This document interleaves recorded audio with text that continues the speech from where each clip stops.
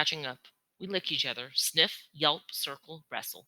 Neither of us was ever the touchy feely sort, but sometimes just gotta let it all out. Wow, says Cowboy watching us. You think they knew each other. Tough. Boss isn't anything like I remember. She's scrawny and flea covered. Her left ear has a big notch in it. Her fur is dull, her body scarred, her tail cut short. I'm afraid to ask how that happened. She's clearly had it tough, really tough. I thought I hear your bark, I say, but then I stopped. Figured I was crazy. I was napping. In this chaos, I asked. I can sleep anywhere. It's a gift. Bob nibbles on a toenail. Funny thing is, I was having a dream about you. Must have caught a whiff of you in my sleep. I can't stop staring. Boss, here, with me.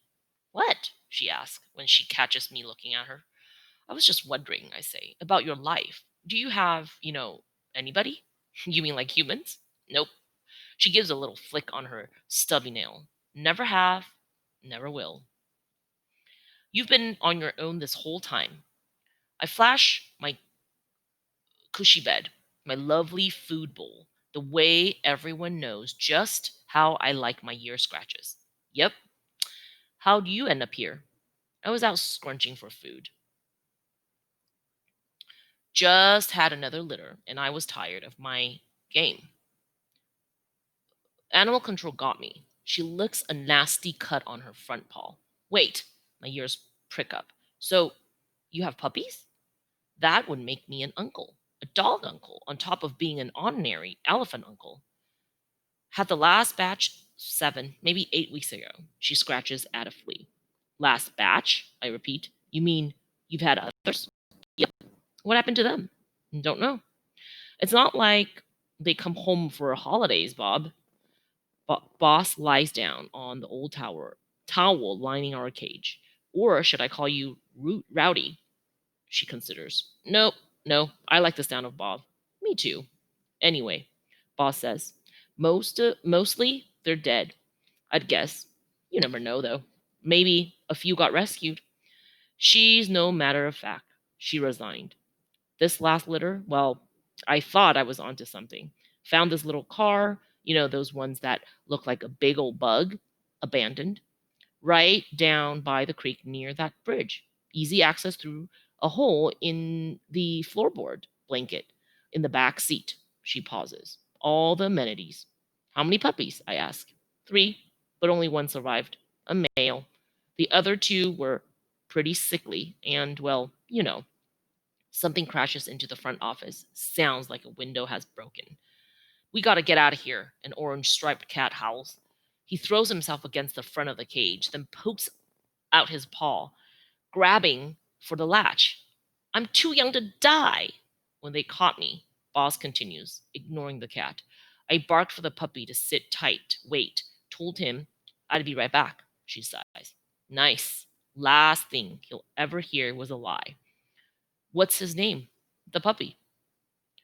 She looks at me like I asked her if she ever been to the moon. I don't name them, Bob. Just makes it harder. Below us, the water slowly rising, filling the empty lower cages. We watch the humans rush back and forth, carrying buckets as if they can stem the tide. There's nothing to do, nothing to say, and nowhere to go. Not right. I stare at my sister and try to imagine all the pain she's endured. And here I thought I'd gotten the raw deal. To lose your pups, to wander alone, to struggle for every drop of water, every crumb of food.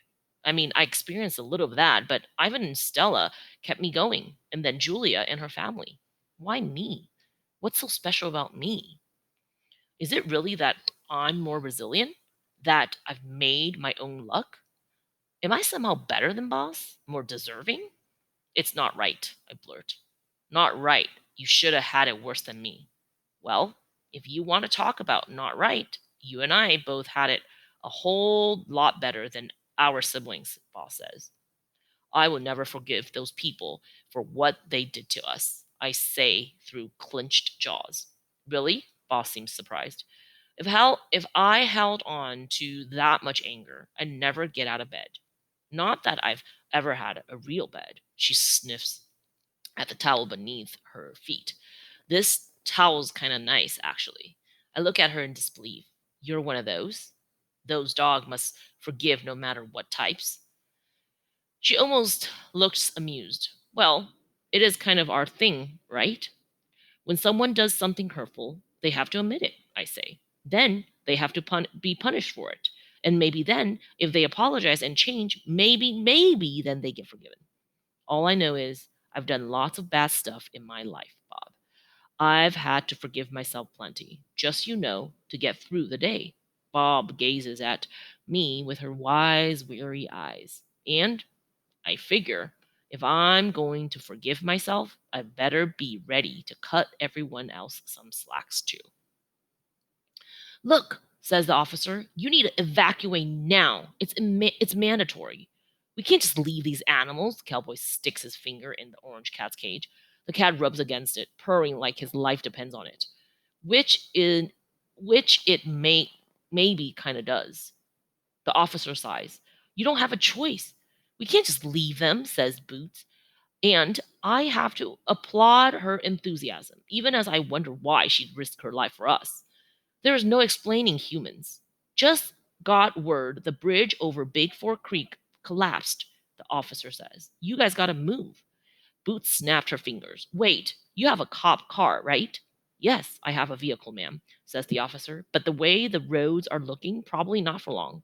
Okay, says Boots. So we evacuate. We evacuate every last dog and cat and gerbil we can get in your car. The officer purses his lips. And take them where exactly? Shelter at the high school. That's where we've been sending people. They're not really set up for it. But once we started flooding and the elementary school stopped taking pets, they agree to do what they can. The officers grumbles, considers, goes for it. The three human load cats and dogs, parakeets and hamsters, one after another, into the police car. Some are in cages and some, including a couple of unhappy cats, are on tug of war strings. Finally, it's our turn. Look like there are 9 of us left. Car's full and then some, the officer reports, struggling to shut the shelter's front door against the rising water. We are officially out of room. Cowboy looks at us, his eyes teary. Don't worry, fellas. We'll be back, he sniffles. I promise. You think you should leave the cage open? At least give him a fighting chance? Asked Boots. In case. Sure, but they couldn't handle this current. I can barely stand up. Cowboy shakes his head. Look, I'll borrow my brother's bass boat. We'll come right back. Hopefully, the water won't get much higher than this. Okay, then. Boots give him a grim nod. Stay calm, friends. Like, that's an option.